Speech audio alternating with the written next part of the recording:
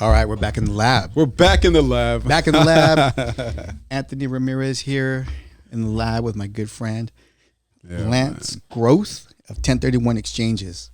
Always like, actually, these things make everything sound so much better. It literally like isolates everything. I'm like, it literally shuts the noise out. It brings out the sexy voice. Ladies. Hey. You know, when I was making calls when I first started the business. I know we all were. How many were you doing a day? I was doing 120. Oh, more than that. Yikes. 150, give or take. Yeah. Some of the guys here are about 175 sometimes. What? Yeah. But just dialing for dollars. I randomly called this agent one time. Yeah. And this is when I first got in the business. Yeah. When I first got in the business, I still kind of sounded hood. Excuse me, sir. My name is Ice Pick. I would like to say No. More like I can't even do it anymore. It's been that long. Homes. Yeah. You know what I mean? Anyhow. I want to sell your homes. So the agent, I swear, told me, he goes, bro, where you from? Yeah. San Jose. Okay. What part? East side. I could tell. Oh, God. We'll set you claim. He goes, listen. And, you know, I got to talk to Jeff Disher about this. I got to talk to Jeff about it. That is my guy. That is a good Jeff Disher. It's a good example, right? Oh, we had lunch the other day. Good example. It's funny. I like always want to hit him up. I always text him to just tell him how proud of him I am. It's right. I knew Jeff when I was in law school, and I swear to God, it's like I was there the day like he just mentally said, "I'm done with this. I'm switching my entire life." Yeah, I'm gonna hustle been different. So consistent with that. Mm-hmm. Like he literally is probably one of, to me, the best example of personal growth that I personally know. Mm-hmm. Like you see people on TV, on Instagram, and all these blah blah blah blah blah. But that is probably the best example I've ever personally known. Yeah, big time, man. Random. So we had this conversation over lunch, and I remember the agent. He goes, listen, bro, I had the same problem. He goes, you need to turn sexy on. When you're on the phone, turn on sexy. And he goes, you know Carlton Woodring? And I was like, who? You know the dude on Fresh Prince of Bel-Air? It's Carlton Banks. What I was just about to say. Carlton Banks? Carlton Banks, right? Carlton Woodring. I'm telling you, that's exactly what he told me. And I'm all, who? You know, the dude, he's the son of the judge on the Fresh Prince of Bel-Air. Oh, and I'm all, yeah. With the dance. Yeah. That was a wood rink. And that's what I was like, yeah. And he goes, that guy. He goes, tap into that guy and tap into sexy. And he goes, so when Carlton sexy? Yeah. Oh. He goes, number one, your words are going to be different the way they come out. Yeah. Pretend you're that guy. Yeah. But tone it down. Because when you tone it down, you don't sound desperate. You don't sound like you're just smooth. Oh, I can tell you. This is the beginning. I'm talking about this is like the beginning. Oh my God. Funny. Maybe my first or second day. Yeah. My boss used to tell me, hey, when you're making those calls, do me a favor. Smile when you're talking. I'm like, what? Yeah. He's like, it's just smile when you're talking. It boosts your spirit and so on and so forth. I never had any issues, sounding like exactly where I'm from. But you sound exotic. Not exotic. Like East Coast with a island vibe. Walk on, brethren. Yeah, that's you anyway. So it's funny. My brother sounds completely insane because he's like British island and America. So when he talks, it's just like, dude, where just put him in a suit from? Exactly. Yeah, it's funny, man. Yeah. All right, man. So we're going to be talking about 2023 recap and 2024, our outlook. And, for those of you guys watching right now, Lance, expert 1031 exchanges. And if you're not familiar with that, obviously tax advantages, but the significant, but that's just a piece of the whole puzzle because you're dealing with a lot of high net worth investors. Yeah. And you're dealing with people that are savvy within the industry, making moves, very, very big, very specific types of moves. Yeah. So you have a different vantage point in which you're seeing the market and the direction where it's going and where we came from and where it's going to. Right. Right. So this last year was a pretty funky year. Funky. You ever saw The Big Short? Yes.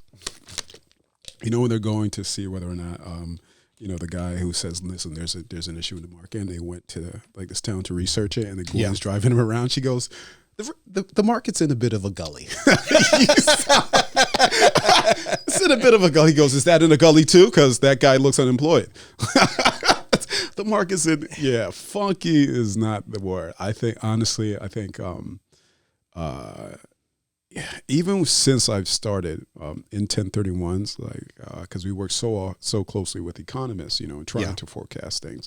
And I swear, since I started, there was always this forecast of gloom and doom, the recession. I honestly think 2023 was it. Because you can do all these numbers and you can talk about how this is a recession economically. These are the numbers when you have two non-growth quarters.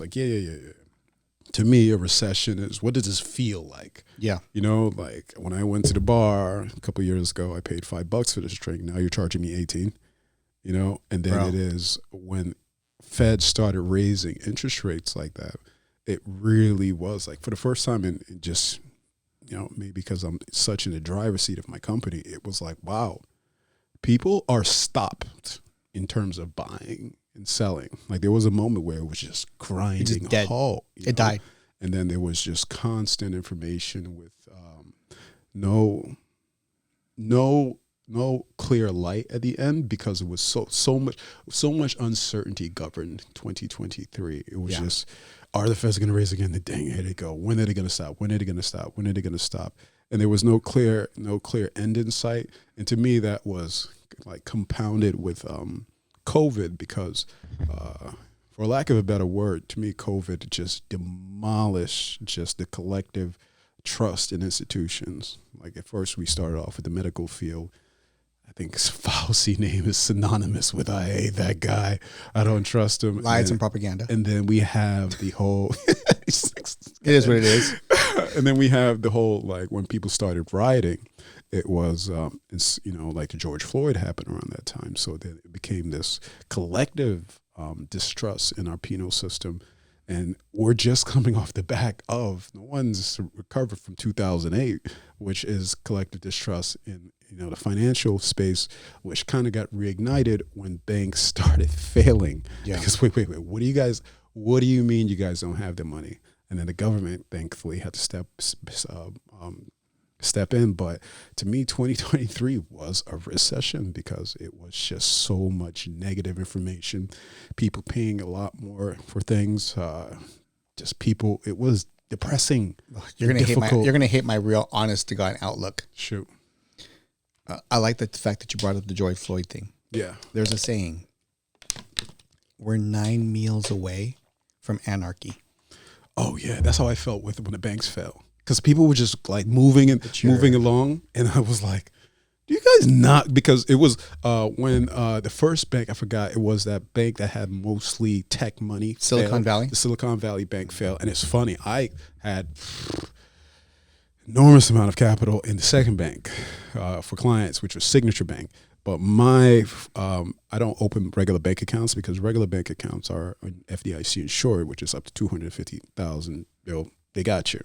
But typically 1031 exchange accounts were 5, 10, 20, 30 million. So all my clients' funds are insured and bonded. And I woke up on that Monday with just my phone flooded in emails. What is going on? And then we found out Signature Bank failed, and I'm freaking out. What's a typical amount for you guys to have in holding? 46 million. 46 million on average? Yeah. So we freaked out, and if it was not for the government stepping in, literally 9 o'clock the bank's open on the East Coast. By 12 o'clock, the government's like, nope, we're backstopping all of this. It to me would have been worse than it was, which it's still, because when the first Silicon Valley Bank failed, everybody was like, oh, it's isolated. It's isolated. I'm like, that is not isolated. That is not, I'm like, that is not isolated. And then sure enough, Signature, First American, next one, and they covered it. But to me, it was this. Everybody not realize how close we just came to the system. It's when banks fail, like that is a different thing. So I'm kind of wondering if I want to go 10,000 feet right now. Shoot. Or stay where we're at. You know, the reason I say this is because I love to read. As you know, I love to read. Yeah. Okay, I love to read. And I read an IMF report in 2020, 2004. Yeah. 2004, that's how long it's been. And the premise of it was called Minsky Credit Market Meltdowns, boom bust cycles. Yeah. Okay. For your average folks, it's going to be probably super dry. But I love it because of the fact that it really drives a cerebral part of my brain that I got to feed. Right. Okay? When I read that, I was all, whoa, wait a minute. We live in these cycles. We live in these specific types of markets where it goes up, it goes down, goes up, it goes down. But the way it described it over time was much like a trumpet. As you have credit cycles where it expands and contracts, the trumpet starts to grow over time. Yeah.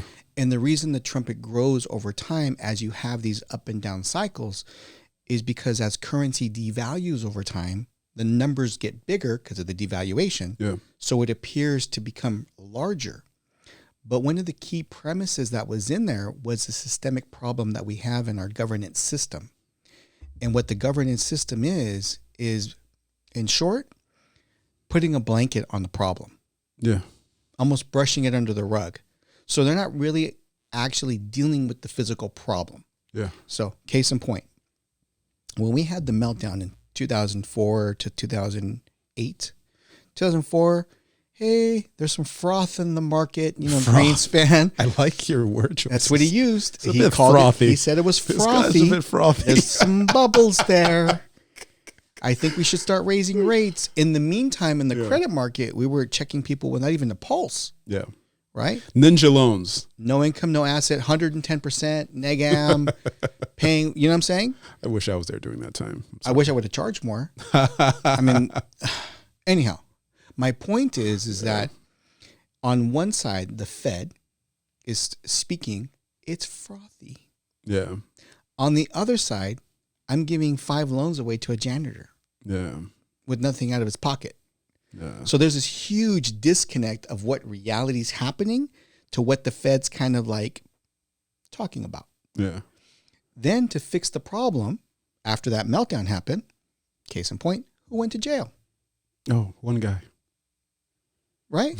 It was probably a loan officer for Countrywide. I mean, but Mozilla didn't go to jail. Yeah. Nobody went to jail for this stuff. And people lost lifetimes of savings, right? And ruined their credit, let alone the family issues and things that caused the byproduct of it. Oh man, I do remember like during after 2008, people forget about that time. Like, remember when it was so common every day you turn on the news, some guy would go into his trailer park, kill his whole family, kill himself, and it got so bad that the news thought they were doing copycats, that they just stopped televising it because it was so common, and they thought they were like adding to it, but that was like the common thing. I spoke to a sheriff that was doing the lockouts. Yeah. And that's what she was telling me. She'd walk into certain houses and there was just bills upon bills piled up on countertops, and there was somebody dead on the couch or something. Okay. Yeah, not to get all morbid. Good times. But here's my point, and you just actually validated my point. Yeah. The news had to stop reporting it. They had to fake what the reality was for the people on the street. Yeah. So they sugarcoat these things. I felt that during COVID too. Correct. Yeah, because it's funny. I would turn on the news, and of course, we were inundated with this hospital's overflooded. This hospital's overflooded. Wear your mask. Don't do this. Don't do that. Don't do this. Don't do that. And when I would call, body bags. We're ordering all kinds of body bags. Remember, New York was renting freaking ice cream trucks because the morgue was overflooded. How about those ships, the naval ships, where they're expecting, right? But in the meantime, on the opposite, where's all the homeless people on the street? When I would call back home, so I'm from Hartford, Connecticut. One of my good friends is a correctional officer, and I would call, and I literally had to tell him, like, when I call, can you just don't tell me what's going on? Don't, because every time I call, it's like, this person's shooting this person's got robbed, these places are gone, this is happening. Like, it was World War III. So it is the news. Sometimes isn't. So my point is there's these Goldilocks image that are, and I hate to say like our government, but the powers that be, try to portray to the citizens, and the citizens are in reality. Yeah, but that's the American dream. But that's the disconnect. So the point of the up and down cycle, Yeah. not only do you have an erosion of value of currency, Yeah. you also have an erosion of reality and public trust. Yeah. Big time. It just gets bigger and worse. And you cut enough corners in a square, you're going to get a circle. Especially when we're growing up during the kind of a digital revolution. Yeah. Because you cycle back a couple hundred years ago, we went through the Industrial Revolution. Yeah. And everybody was super excited. Oh my God, I can transfer meat from California to New York on a train. Oh, this is amazing. This is amazing. Keep it freeze. It's amazing. And then after a while, they're like, yeah, why is everything so? Oh, we are demolishing the environment. That was like a byproduct we didn't see coming, that we reacted to it instead of being proactive. To me, it's the same thing with social media and things of that nature. It's absolutely. The more connected people are, the more disconnected. And you take things like, the introduction of AI. There's such, you have 16 characters, 1 minute videos. People are so now used to, here's the information, take it on face value, and people can say whatever they want. It's a two-edged sword for sure. Big time. But and what people it have did, a hard time determining what is reality now. True. But now here's what it did though. And this is a beautiful byproduct. The old guard of information that used to control it, those 6 main media companies, were now the old guard. They were actually outdated. Yeah. And the transfer of information became so fast that a meme would go viral. Yeah, big time. But what happens in that meme going viral is that it exposes a certain level of truth, because now they can't control that narrative anymore. Yeah. They lost control of it, which so 1984 of them now to want to do the specific. Shout out to my boy George. George was you called it. Yeah, if you guys called it, pal. 1984 is a great book. It. But my point is, the cat was out of the bag. Yeah. That control of the narrative just disconnected. It just decoupled. Yeah. So now we have this 2023 market, and knowing that this oscillation is happening and how quickly our bank was covered didn't fix the problem that was underlying. Yeah. They're still having bets based on 1%, 2%, 3% interest rates on the bonds that they were buying. Yeah.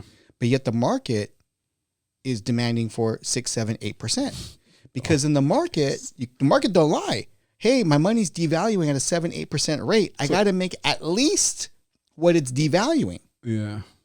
So now those companies that truly have an underwater valuation, by the government stepping in, all it's doing is trying to control the narrative. It's trying to maintain status quo without actually systematically fixing the real problem. Yeah, but to me, a large part of just the entire system is the narrative, and think about it, like a dollar.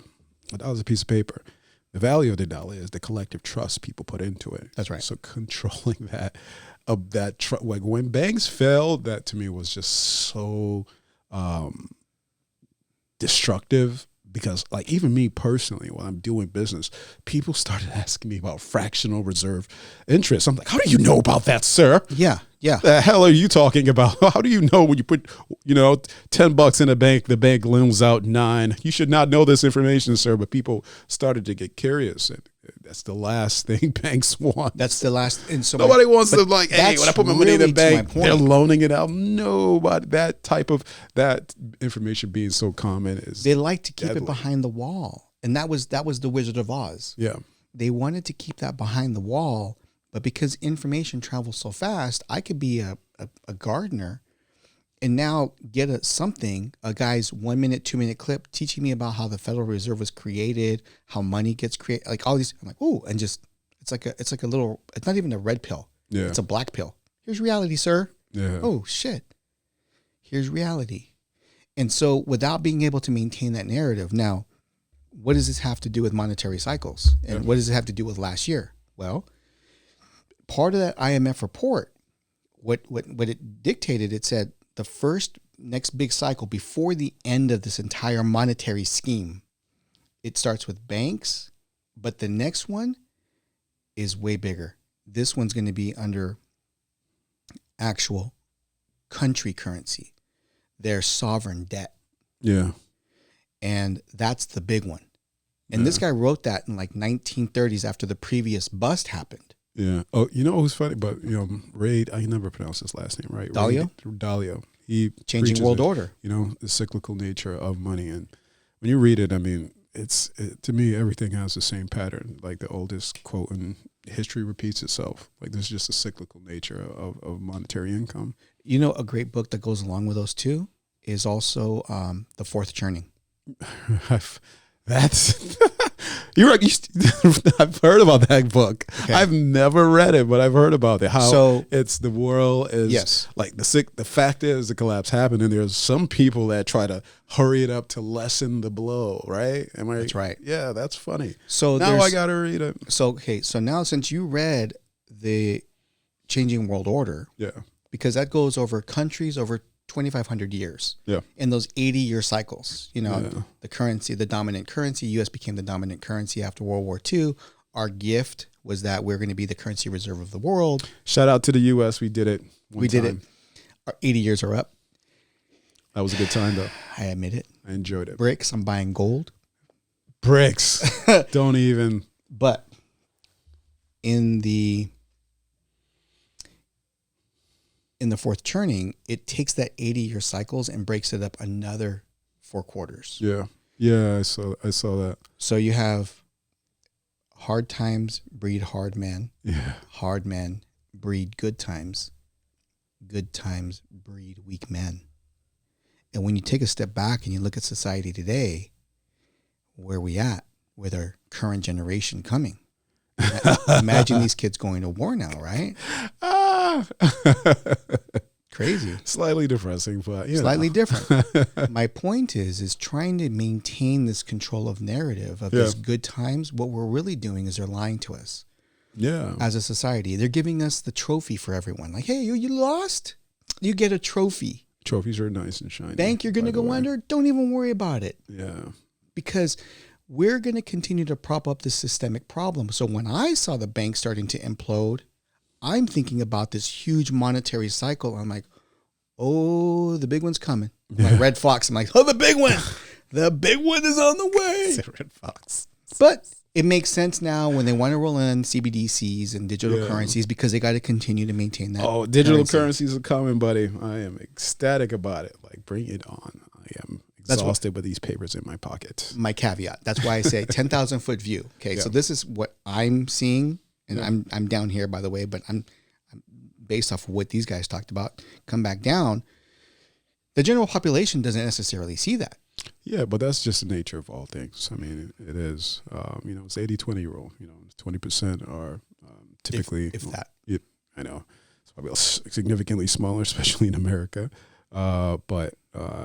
It's I always try, like, even when I'm doing 1031 exchange workshops, I work a lot with financial advisors. My biggest struggle with them, I'm like, dumb it down. Like, yes, your brother knows this, your sister knows this, your cousin, everybody you work with. But I'm telling you, when you go into a large audience, like, you gotta dumb it down, because not everybody has access to the same information we have, but nobody really took that time to dedicate themselves to absorbing it, applying it, testing it, and rationalizing it to fit, their own views and perspectives. So I try to tell people, like, chill out, but it is the fact the general population just don't have this information, and we're supposed to have leaders who has this and can cater to the general population, but they're funded by the people that make the more money.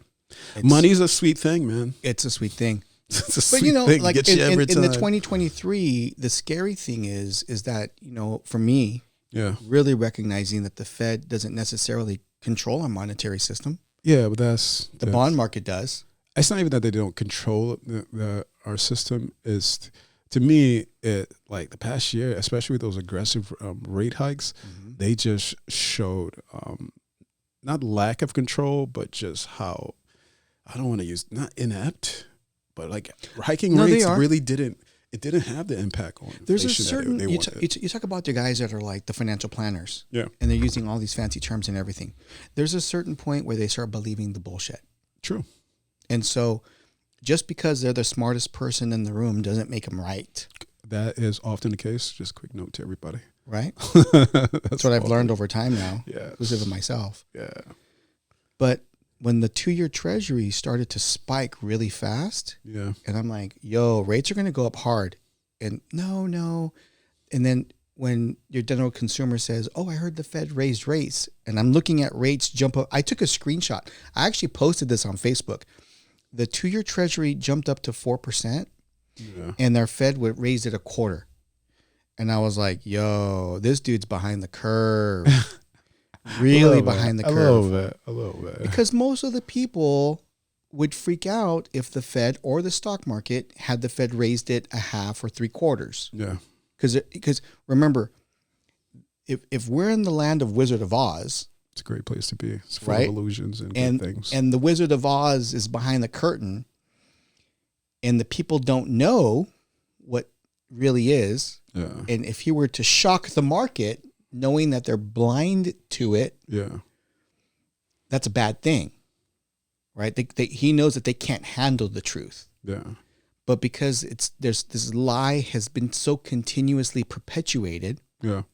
it's just kind of frothy, That is a good word. right? In the meantime, the Titanic is sinking, Yeah. and the guys are still playing the fiddle. You know what I mean? And you're like, bro, you saw that big old gash on the side? That don't look good. That don't look good. This boat was created to never sink, you know? I'll tell you this. Coming in as actually keeping honest, man. Like, the past year I moved to New York. Yeah. And I promise you this. New York is one of the highest concentrations of the world's talent. It is the most diverse place on the planet that I've ever been. And it feels like, everything important has to go through here. And being in New York, one of the biggest things that shocked me is I didn't even realize it. Like, I grew up very American. Mm-hmm. I had the typical American struggle, the black struggle, the immigrant struggle, and the ability to live the American dream. You can work hard and you can build anything. The fact that I even own a corporation to this day shocks me, because it really is a powerful entity. Being in New York honestly shocked me as to how America's greatest strength is marketing. Mm-hmm. Like, our culture is pervasive throughout the world. You go to perception. You go to Colombia, like they're watching Knight Rider and Baywatch. Like, we dominate so many things. But being in New York as of lately, it really is like these outside of America. There's a lot of other powerhouses like rising relentlessly. And they are moving. And while we can only see what's going on based on the information we receive, like, even in my travels and the people I've met, it's we're conditioned to think we are the best, strongest, 100%, everything, everything. But we have been conditioned to think that we're the greatest in the world. We've coined the term the American dream, which, in every country should coin that term. Look at our airports. Yeah. The first thing you can tell is when you fly into a new country that's been like rebirthed. Yeah. Is you can just look from their airports. Singapore has the best airport, rated the next best airport. By the way, it looks like a damn theme park. Dude, you see some of the airports in some of these countries, even like what was previously maybe a third world country that is now evolving in its cycle now. Yeah. And coming into, the modern era. Yeah. And it really shows the age of America. We're literally like the 1970 70-year-old car. Yeah. So when you say all of that about about them feeding the illusion, about them continue playing the fiddles when the Titanic's sinking. Yeah. That's the nature of our culture, and there's some good in it. It is just we're talking about the bad in it, because when I've traveled a lot, and this most shocking thing that's really hit me, I'm like, oh crap, America isn't just the greatest place. There are so many places where the standard of living on so many different levels are great. And I really was just like, no, this is the best. Because every time I fly back into the U.S., I'm always like this, thank God I'm on U.S. soil. Thank God I'm on U.S. soil. I would have agreed with you had I not written or read Dalio's book. Yeah. Because here's one thing that he opened my eyes up to. Sure. This cycle has happened throughout the eons, country after country after country. Empire after empire after empire. Empire after empire. So the Dutch, they had their high time. The English had their high time. Dutch, you mean the Coca-Cola of the Atlantic trade slave right? trade? You know what I'm talking about? My dad has a East Dutch Indian birth certificate. Company, right? Blows my mind. But it's crazy though when they went through their cycle and how they also had their boom bust. And as you fast forward to today, I mean, think about this. There was a certain point where like the Marie Antoinettes of the world, living in such opulence while the people are in poverty, and just let them eat cake. That disconnect of this is this is your reality, and your reality has been so disconnected of what's happening to the populace. Yeah. And the reason why I say like we're 9 meals away from anarchy, when you have a populace, especially like the black culture that's been so subjugated over time, that now when something like George Floyd pops off, and with the speed of internet media of information, you just see this massive like uprising, like instantaneous. Yeah. Because they're so disconnected from the pulse of what's happening in the people, and we're just below that. What's the temperature of boiling water? 211 degrees or something like that? Absolutely no clue. Yeah, there's like a temperature of water. Like you go 1 degree over and water begins to boil. Yeah. Right? It's like almost like where they keep us. Yeah. So in this last 2023 year, taking a step back, I'm like, okay, number one, we had rates come from an all-time low of 2.25%. Inflation wasn't even lovely. that. Those were lovely. Overinflated the market by a lot. Yeah. Especially commercial market, right? Because now their debt servicing went super cheap. That debt servicing, what did it do? Overvalued the hell out of a lot of property. Am I wrong? Yeah. Okay. Then you have the banking system that we saw could immediately collapse. Yeah. Because why? They went from holding 10% reserves, which that wasn't even a lot, right, to like 1% to like nothing. They did do that, didn't they? Yeah. Shout out to the first bank that fell. Oh. Well, they got rid of that Glass-Steagall, whatever the requirement was. Yeah. Again. Yeah. They got rid of mechanisms that can keep away systemic risk. Yeah.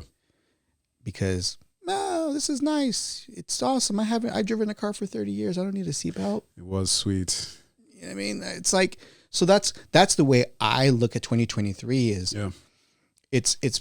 there's the government really kind of exposed that they've been hiding from us so much systemic risk. Yeah. And that I don't think the government did that, because if up to the government, I don't think they would ever reveal. So yeah, I take that back. I retract that. You're right. All of that is due to COVID.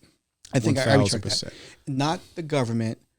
The situation, the events that occurred. Like, put it this way, it's as simple as this. People, they can use all these complicated terms, but it's as simple as this. For almost a year and a half, we told people, do not work, don't go outside, basically do not produce income. I always say America revealed itself to be the Gucci belt.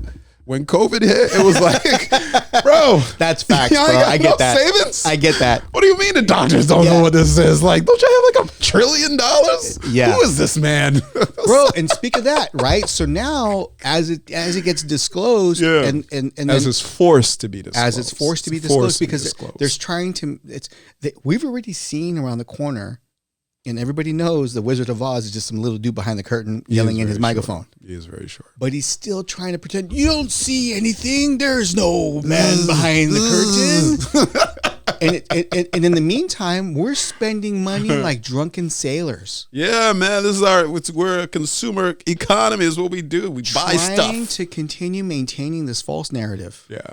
That's my point. So 2023 for me. Yeah.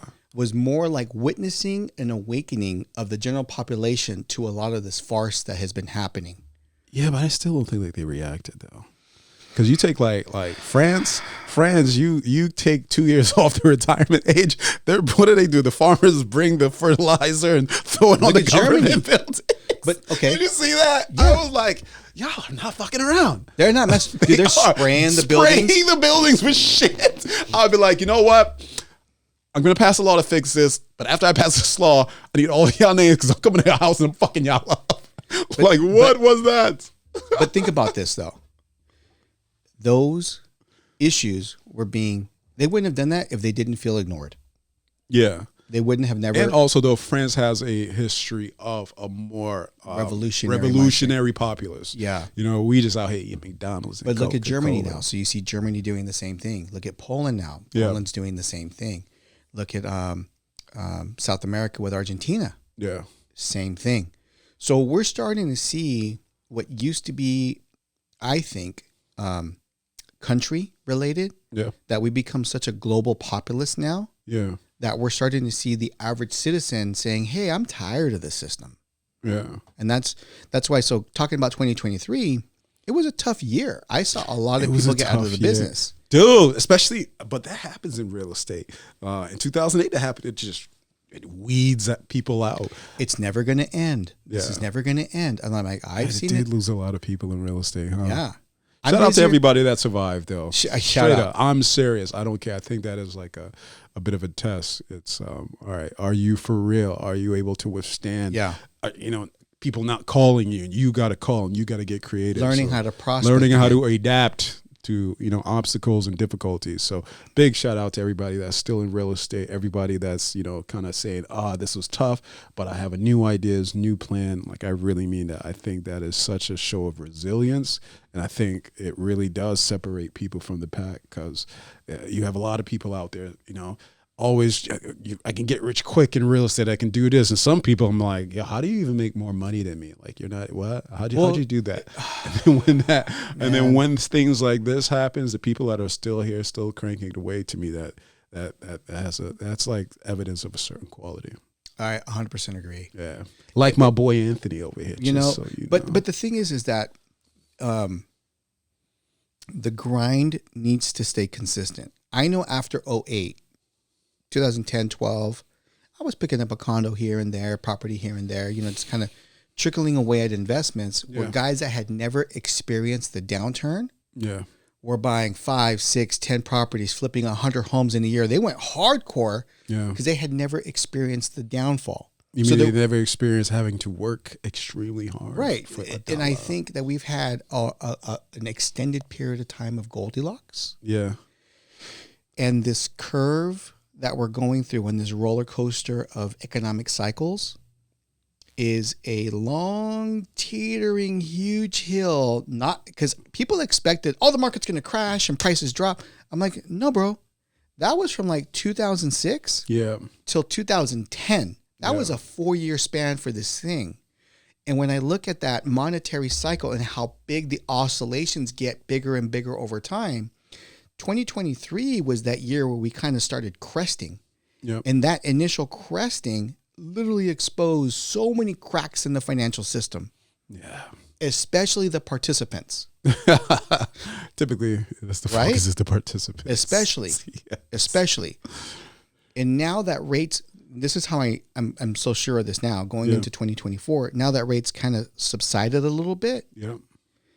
And if you stop and you look at boom bust cycles, a boom bust cycle does not go up and down. It actually goes up, it pulls back, goes up again, and then comes down. That's what I wanted to ask you, because the Feds have been pretty vocal on, hey, this year we're gonna start reducing. But then you look at the inflation numbers, and it really didn't have the impact that they wanted. I have an answer for you. So I'm terrified. I'm like, are y'all gonna trick me? That's my whole thing. Are you guys gonna trick me? Because I really thought you were gonna start cutting rates, and then I feel like the next you want to know my personal prediction going 2024? Okay, I looked into this a couple of days ago. When you stop and you look at who was predicting the 4 cuts, 6 cuts, it wasn't the Fed. Yeah, it was Morgan Stanley, and it was Goldman Sachs. I retract that. You guys are awesome. I was just about to say, those are my boys out there. Shout out to my boy Nick Westendorf. Dude, that is the man. You guys are the bomb. You make money hand over fist. You're telling everybody how the market's great while you're selling off your stuff. I get it. You guys are awesome. Phenomenal play. That's where the initial light comes from. Yeah. Is they plant that seed into the market. But look what it just did. Dude, 30 days ago, the market was humming along. Yeah. It was good. To me, it felt like back to normal business. Closing deals, good to go. At my agents that I speak with on the street, open houses were dead all in December, like dead. Nobody showed up for a whole day. Okay. Nobody. And this is San Diego, one of the most desirable markets in the country. Yeah. In other places, I feel bad for them, like San Fran and whatnots, right? But this is kind of weird though. San Jose, different. 30 people through. Yeah. There's certain markets that still have this certain level of euphoria because they're led by the nose. This past weekend, so 30 days later, from it being completely dead to all of a sudden having 20, 30 groups coming to properties just because they heard rates went down. And they only went down maybe a point, maybe a point and a quarter at the most. Yeah. So we went from 8 to 7. All of a sudden, they're like, yeah, it's time to jump in, homie. People were happy for anything, honestly. You see what I'm saying? Yeah. And that to me, now taking a step back, okay, we're here. And now we're doing this little dip, excitement, euphoria. If I was looking at a map, you are here right now. So I'm a little concerned for a couple different reasons. Yeah.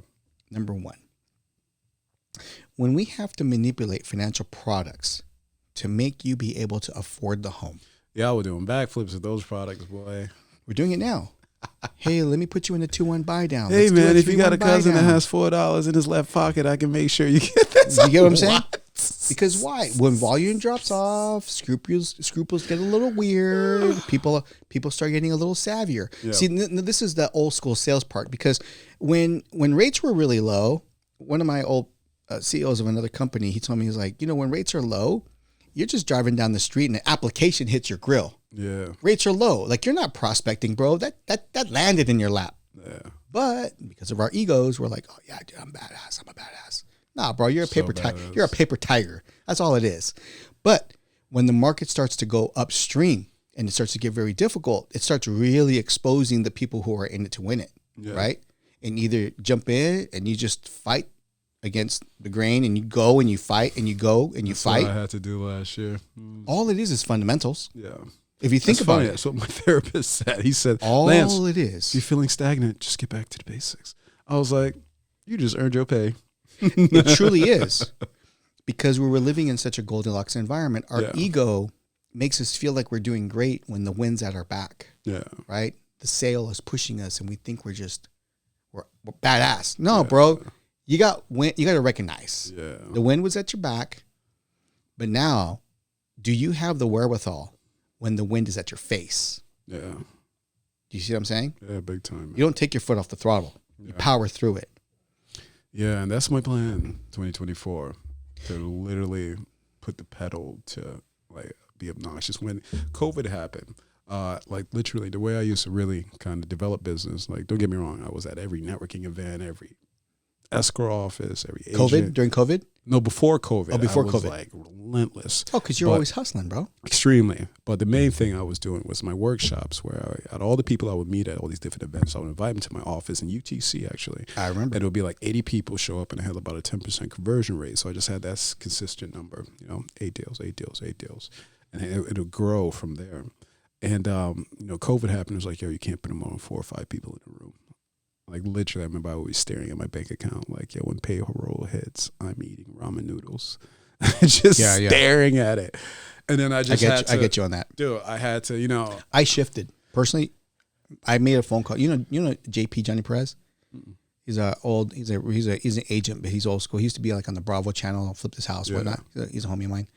Anyhow, so I called him and I'm like, look, you're going to think I'm crazy. Back in the last crash, everybody was staring at mortgage implode and looking at all the drama. Yep. And one thing I wish I would have done, I wish I would have doubled down right now. And so he goes, well, what are we going to do? There's no open houses. We can't do door knocking. Are there traditional ways of doing business? I'm like, hey, we're old dudes. Let's jump online. Let's start doing workshops. Let's start expanding our reach. We got to learn this shit anyways. That's exactly what happened.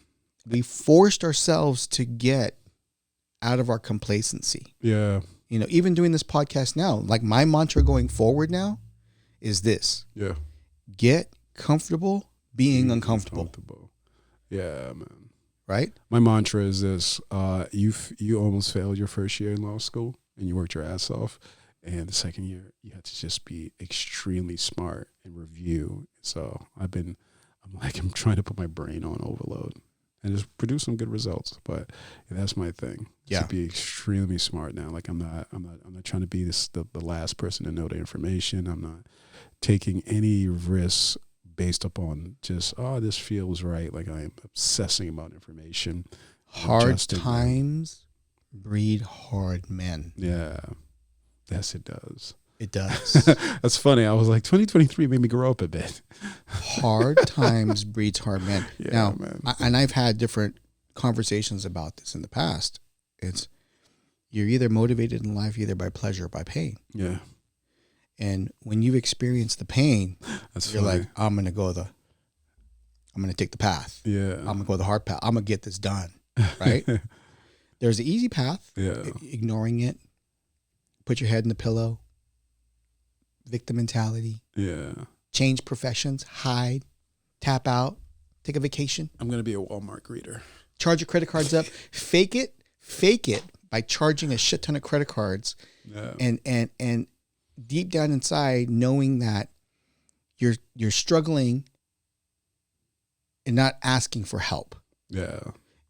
So for me, I had to just admit to my friends, bro, I'm like, I don't know none of this internet stuff, dude. This is some newfangled thing. What's a hashtag? What's a hashtag? How do we do this? Right? So that was one of the biggest shifts for us. And when we did that, man, that year, dude, we blew up like boom, like it was real fast. Yeah. And I saw people struggling. And then I saw us and we were blowing it up. Yep. Different. But what was it? Like, what was it? It was just hard times breed hard men. You got to just get hard, get into your uncomfortable zone, get willing to learn, get willing to work, make a shift, recognize that shift is necessary. Just doing those changes, because the rest of the market is going to take time for everyone else to start accepting the new norm. Yep. Right. And so when rates went up, I saw a lot of lenders having a very hard time. Didn't change their scripts, didn't change their approach. It wasn't talking about the need. All they sold in the past was low rate. They didn't know how to talk nor deliver service. Yeah. And should they had adopted a new language, well, it's just business. You sell what you got. Kill what you eat. You know what I mean? What are you going to do? Yeah. You just sell what you got. Yeah. If you're so tied into the value of something, and then you're not really selling it, it's selling itself. Why do they need you? Yeah. You know what I mean? Yeah. So that's why I think going into 2024, what it's really going to start to do now is really bring us back to the basics. Yeah.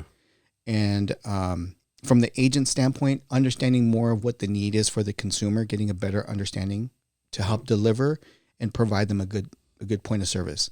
But one of the other things too, and something else I saw over the last year. Shoot. If you fail to follow up, they will fail to follow through. Oh, I drive that in my team's head. Said it takes 6 touches all the time. Yeah. I tell them take 6 touches. Follow up is the key for us. I learned that from a guy back in my old company. Is Todd Duncan. He's like a big mortgage coach guy, right? Shout out to Todd. Shout out to Todd, hard gangster. It's 1:00. Yeah, I got to move it, but I want to make sure we keep doing this. And it's good to catch up with you, man. And I'm glad you're doing well. And it's funny just talking to you. It's there seems to be some synchronicity there. Like, we're on the same page. It's like, that was tough, but it's okay. That just means you got to get okay. after it.